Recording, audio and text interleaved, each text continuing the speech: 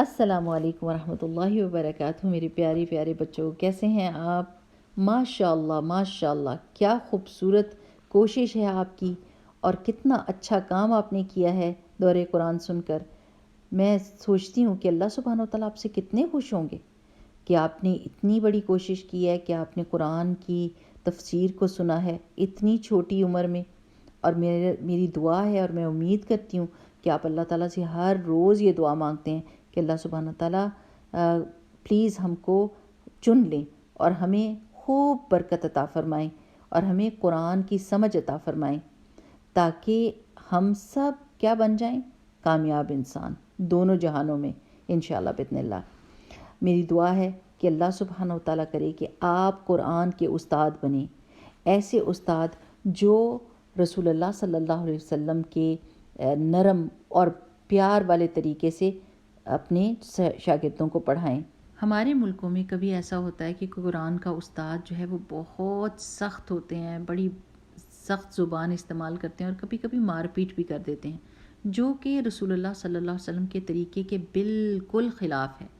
آپ کو پتہ ہے کہ رسول اللہ صلی اللہ علیہ وسلم کیسے سکھاتے تھے؟ وہ محبت کے ساتھ، عزت کے ساتھ، نرمی کے ساتھ اور دوسرے کے حالات کو سمجھ کے سکھاتے ہوتے تھے۔ رسول اللہ صلی اللہ علیہ وسلم کے ایک صحابی تھے جن کا نام تھا انس رضی اللہ تعالیٰ عنہ، اور وہ 10 سال کے تھے جب وہ رسول اللہ صلی اللہ علیہ وسلم کے پاس رہنے کے لیے آئے۔ وہ خود بتاتے ہیں کہ میں رسول اللہ صلی اللہ علیہ وسلم کے ساتھ اگلے 10 سال تک رہا، لیکن ان 10 سالوں میں رسول اللہ صلی اللہ علیہ وسلم نے ایک دفعہ بھی مجھے نہیں ڈانٹا۔ سبحان اللہ۔ اور ایک اور رسول اللہ صلی اللہ علیہ وسلم کے صحابی تھے، ان کا نام تھا زید بن حارثہ، اور وہ بہت چھوٹے بچے تھے اور غلام کی صورت میں وہ رسول اللہ صلی اللہ علیہ وسلم کے پاس آئے تھے، لیکن رسول اللہ صلی اللہ علیہ وسلم نے ان کو آزاد کر دیا تھا اور ان کو اتنی محبت اور عزت کے ساتھ رکھا تھا اپنے بیٹے کی طرح۔ تو ایک دفعہ جب ان کے والدین کو پتہ چل گیا کہ زید بن حارثہ کدھر ہیں، تو وہ ان کو لینے کے لیے آئے واپس، تو رسول اللہ صلی اللہ علیہ وسلم نے فرمایا کہ زید تو آزاد ہے، وہ جانا چاہے تو چلا جائے، لیکن زید رضی اللہ تعالیٰ عنہ چھوٹے سے بچے تھے اور انہوں نے جانے سے انکار کر دیا۔ انہوں نے کہا کہ محمد صلی اللہ علیہ وسلم کے ساتھ میں رہوں گا، اس عزت کی وجہ سے اور اس محبت کی وجہ سے جو رسول اللہ صلی اللہ علیہ وسلم نے ان کو دی۔ میرے پیارے بچوں، میں امید کرتی ہوں اور دعا کرتی ہوں کہ اللہ سبحانہ و تعالیٰ آپ سب کے دلوں کے اندر اپنی محبت ڈال دے، قرآن کی محبت ڈال دے، محمد رسول اللہ صلی اللہ علیہ وسلم کی محبت ڈال دے اس دورہ قرآن کے ذریعے۔ اور میں آپ سے درخواست کروں گی کہ آپ سب اپنے دلوں کو چیک کریں، جانچیں کہ کیا آپ نے اللہ سبحانہ و تعالیٰ کا یہ پیار اپنے دل میں پایا ہے۔ اگر ہے تو انشاءاللہ باذن اللہ وہ سارے لوگ جنہوں نے اس دورہ قرآن کے لیے بہت زیادہ محنت کی، اور آپ سب کے سب لوگ جنہوں نے اس کو دھیان سے سنا، انشاءاللہ باذن اللہ اللہ کے حکم سے ہم سب کامیاب ہوئے۔ جو ہمارا مقصد تھا اس میں اللہ تعالیٰ نے ہم کو کامیابی دی۔ اور آج ہم کس پارے پہ پہنچ گئے ہیں؟ 29ویں پارے پہ۔ ماشاءاللہ ماشاءاللہ، بارک اللہ فیکم۔ چلیں اب ہم اپنی آیات کی طرف آتے ہیں۔ یہ سورہ انسان کی آیت نمبر 11 سے لے کر 22 تک ہے۔ تھوڑی سی لمبی ہے تلاوت، لیکن ہے بڑے مزے کی چیز، کیونکہ جو انعام اللہ سبحانہ تعالیٰ نے آپ کو دینا ہے نا اپنی کوششوں کی وجہ سے، ہم اس کی بات کریں گے۔ ٹھیک، چلیں ہم تلاوت سنتے ہیں پہلے۔ رب اشرح لی صدری ویسر لی امری واحلل عقدۃ من لسانی یفقہوا قولی ربنا زدنا علما آمین۔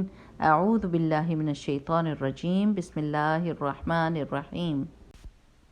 فوقاهم الله شر ذلك اليوم ولقاهم نضرة وسرورا وجزاهم بما صبروا جنة وحريرا متكئين فيها على الأرائك لا يرون فيها شمسا ولا زمهريرا ودانية عليهم ظلالها وذللت قطوفها تذليلا ويطاف عليهم بآنية من فضة وأكواب كانت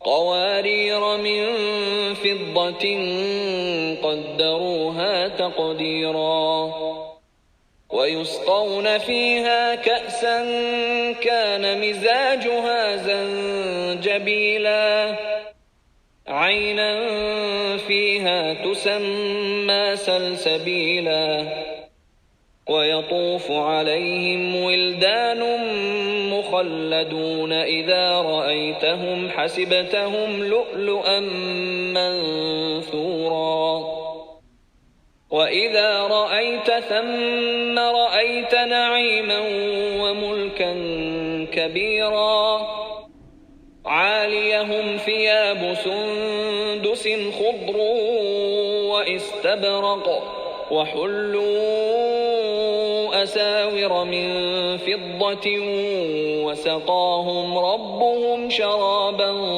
طهورا إن هذا كان لكم جزاء وكان سعيكم مشكورا. ان آیات کا مطلب ہے بس اللہ سبحانہ و تعالیٰ انہیں اس دن کی سختی سے بچا لے گا اور انہیں چہروں پر رونق اور تازگی اور دلوں میں سرور اور مسرت بخشے گا، اور اس بات کے عوض کہ انہوں نے صبر کیا رہنے کو جنت اور پہننے کو ریشمی پوشاک دے گا. یہ لوگ اس میں تختوں پر تکیے لگائے ہوئے بیٹھے ہوں گے، نہ وہاں دھوپ کی تپش پائیں گے اور نہ سردی کی شدت، اور جنت کے درختوں کے سائے ان پر جھک رہے ہوں گے اور ان کے میووں کے گچھے جھک کر لٹک رہے ہوں گے. ان کے گرد چاندی کے برتن اور صاف ستھرے شیشے کے گلاس پھرائے جائیں گے، اور شیشے بھی چاندی کے بنے ہوئے ہوں گے جنہیں انہوں نے ٹھیک ٹھیک اندازے سے بھرا ہوا ہوگا، اور انہیں وہاں پینے کے لیے پاکیزہ شربت دیا جائے گا جن میں زنجبیل کی آمیزش ہوگی، اور وہ جنت کے ایک ایسے چشمے سے لیا جائے گا جس کا نام سلسبیل ہے. اور ان کے ارد گرد ایسے بچے گھومتے پھر رہے ہوں گے جو ہمیشہ اسی حال میں رہیں گے.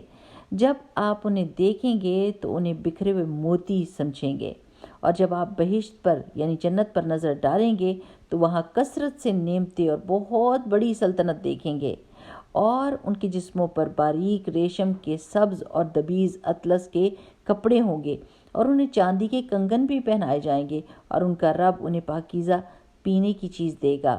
بے شک ان سے کیا کہا جائے گا، بے شک یہ تمہارا صلہ ہے اور تمہاری محنت قبول ہو چکی. میرے پیارے بچوں، یہ آیات میں نے اس لیے چنی تھیں تاکہ آپ خوش ہو جائیں اس انعام کو سوچ کر جو اللہ سبحانہ تعالیٰ نے آپ کے لیے رکھا ہے.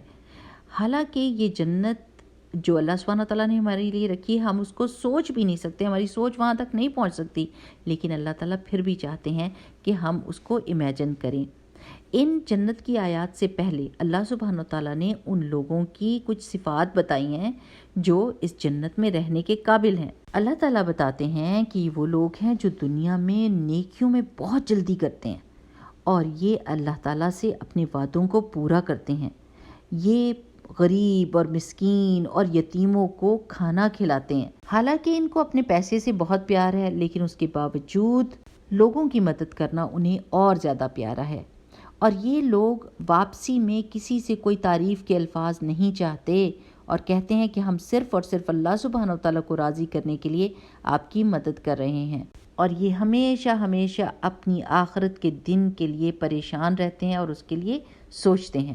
چلے میرے پیارے بچوں، ہم اب جلدی سے اپنے آپ کو یہ چیک کرتے ہیں کہ کیا ہم ان لوگوں میں شامل ہیں، کیونکہ ہم نے جنت میں جانا ہے نا. کیا ہم نیکیوں میں جلدی کرتے ہیں؟ کیا ہم لوگوں کو کھانا کھلاتے ہیں اور ان کی تعریف کا انتظار تو نہیں کرتے؟ کہیں ایسا تو نہیں کہ اپنے دوست کو تھوڑا سا کھانا دیا اور پھر اب یہ سوچ رہے ہیں کہ اب یہ ساروں کو بتائے گا کہ میں نے اس کی مدد کی ہے تاکہ لوگ میری تعریف کریں. تو پھر تو یہ شو آف والی بات ہو جائے گی، دکھاوے والی بات ہو جائے گی، اور دکھاوے سے تو نیکی ضائع ہو جاتی ہے. چلے جی، اب ہم بات کریں گے جنت کی. ہاں جی، وہاں پر کوئی بھی بری چیز نہیں ہوگی نا، وہاں پر کوئی واش رومس نہیں ہوں گے کیونکہ کھانا آرام سے ہضم ہو جائے گا بڑے آسانی سے. ایون کہ ہم نے کوئی بہت ہی زیادہ چیزیں اپنی پسند کی ڈھیروں ڈھیر کھائی ہوں گی تب بھی کوئی پیٹ کا درد نہیں، کوئی سر کا درد نہیں، کوئی بخار نہیں، لہٰذا کوئی ڈاکٹر بھی نہیں اور کوئی ڈینٹسٹ بھی نہیں. مجھے ڈینٹسٹ سے بہت ڈر لگتا ہے. اور وہاں پر کوئی ڈر نہیں ہوگا گرنے پڑنے کا. بھاگنا چاہیں گے تو بھاگیں گے، اڑنا چاہیں گے تو اڑیں گے، تیرنا چاہیں گے تو تیریں گے، جو کچھ بھی ہم اس دنیا میں نہیں بھی کر سکے نا وہاں پر ہم کر سکیں گے۔ اور ہاں جی، وہاں پر کسی کے پیروں سے بو بھی نہیں آئے گی، سب کے پاس سے خوشبو ہی آئے گی۔ اور وہاں پر ہر طرح کے پھل ہوں گے، انار ہوں گے، انگور ہوں گے، کھجوریں ہوں گی، اور جو کچھ بھی آپ کے دل سے آپ کو پسند ہے۔ مجھے تو آم بہت پسند ہے۔ انشاءاللہ باذن اللہ جب میں جنت میں جاؤں گی تو میں آپ سب کو اپنے گھر بلاؤں گی، اور وہاں پر ہم مل کے، میں تو آم ہی کھاؤں گی، آپ جو مرضی ہے کھانا۔ دیکھیں ہم اچھا گمان اللہ تعالیٰ سے رکھتے ہیں، ہم دعا کرتے ہیں کہ اللہ تعالیٰ ہم سب کو جنت میں اکٹھا کرے، آمین آمین آمین۔ اچھا جی، وہاں پر نہریں ہوں گی، کس کس چیز کی؟ دودھ کی، شہد کی، پانی کی، شربت کی، اور جس طرح کی نہر آپ کو چاہیے آپ لے لیجئے گا۔ آپ اپنی سلشی کا دریا بنا لیجئے، آپ اپنی آئس کریم کا دریا بہا لیجئے۔ پتہ کیوں میں یہ ساری باتیں کہہ رہی ہوں؟ کیونکہ اللہ سبحانہ تعالیٰ نے خود ہی قرآن پاک میں کہا ہے لَهُمْ فِيهَا مَا يَشَاءُونَ، جنت میں وہ سب کچھ ہوگا جو وہ چاہیں گے۔ مجھے بہت زیادہ شوق ہے کہ میں آپ سب کو دیکھوں ایک وقت میں اکٹھا، لیکن اس دنیا میں یہ بہت مشکل ہے کیونکہ ہم سب مختلف ملکوں میں رہتے ہیں، لیکن انشاءاللہ باذن اللہ جنت میں ہم سب اکٹھے ہوں گے۔ اس دنیا میں آدمی ریشم نہیں پہن سکتے اور چوڑیاں کڑے نہیں پہن سکتے، لیکن جنت میں وہ پہن سکیں گے۔ چلو جی، مبارک ہو سارے لڑکوں کو۔ اور وہاں پر ہر ایک کو اپنی مرضی کے کپڑے ملیں گے، اور کسی کو ان کے مہنگے ہونے کا ڈر نہیں ہوگا، ان کے پیسے پے کرنے کی کوئی ضرورت نہیں ہوگی کیونکہ سب مفت ہوگا۔ ہاں جی، اور اللہ سبحانہ تعالیٰ وہاں پر ہم سب کو نوکر بھی دیں گے، بچے ہوں گے بڑے تیز کام کرنے والے، اور صرف ہمارے لیے ہوں گے، ہمارا ہی کام کریں گے۔ آپ نے اکثر دیکھا ہوگا جب ہم ریسٹورنٹ میں جاتے ہیں تو ویٹر کو بلانے کے لیے ہم ان کو کہتے ہیں ایکسکیوز می، اور کبھی ویٹر ادھر چلا جاتا ہے کبھی ادھر چلا جاتا ہے، اور اتنی شرمندگی ہوتی ہے۔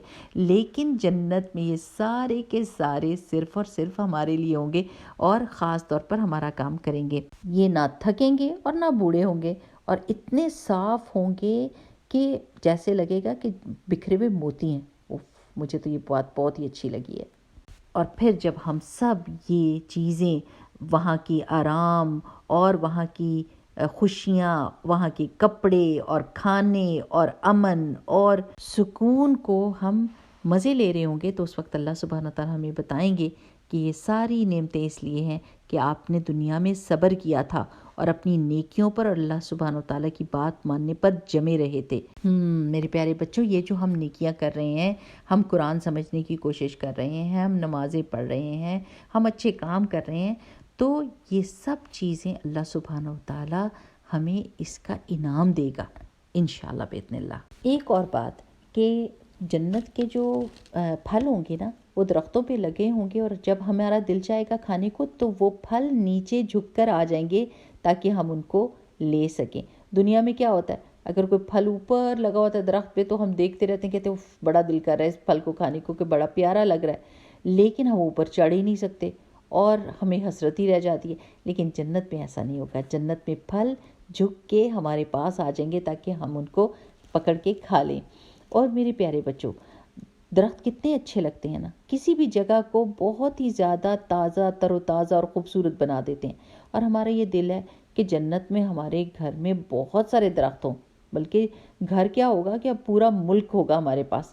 تو ایک دفعہ رسول اللہ صلی اللہ علیہ وسلم نے یہ بتایا تھا کہ اگر آپ کہیں سبحان اللہ والحمد للہ ولا الہ الا اللہ واللہ اکبر، تو ہر کلمے کے بدلے میں ایک درخت جنت میں لگا دیا جائے گا۔ چلے میرے پیارے بچوں، یہ کلمات تو آپ ہمیشہ کہتے رہیں نا، جنت میں اپنے گھر یعنی آپ کا جو ملک ہوگا، آپ کو جو اللہ سبحانہ تعالیٰ دے گا، اس کو درختوں سے بھر دیں اور خوبصورت بنا لیں۔ اچھا بچوں، اب ہم یہ دعا سیکھیں گے جو میں آپ کو پہلے بھی سکھا چکی ہوں، لیکن میں پھر بھی آپ کو بتاؤں گی تاکہ یہ دعا آپ کو یاد ہو جائے۔ اللہم انی اسألک ایمانا لا یرتد ونعیما لا ینفد ومرافقت محمد صلی اللہ علیہ وسلم فی اعلی جنت الخلد۔ اس کا مطلب ہے کہ اللہ سبحانہ وتعالیٰ، میں آپ سے سوال کرتی ہوں ایسے ایمان کا جس سے میں کبھی بھی نہ پلٹوں، اور ایسی نعمت کا جو کبھی بھی ختم نہ ہو، اور جنت الفردوس الاعلیٰ جو بہترین جنت ہے اس میں محمد رسول اللہ صلی اللہ علیہ وسلم کا ساتھ۔ ایک دفعہ پھر دعا پڑھتے ہیں، اللہم انی اسألک ایمانا لا یرتد ونعیما لا ینفد ومرافقت محمد صلی اللہ علیہ وسلم فی اعلی جنت الخلد آمین. بارک اللہ فیکم. سبحانک اللہم و بحمدک نشہد ان لا الہ الا انت نستغفرک و نتوب الیک. السلام علیکم ورحمۃ اللہ.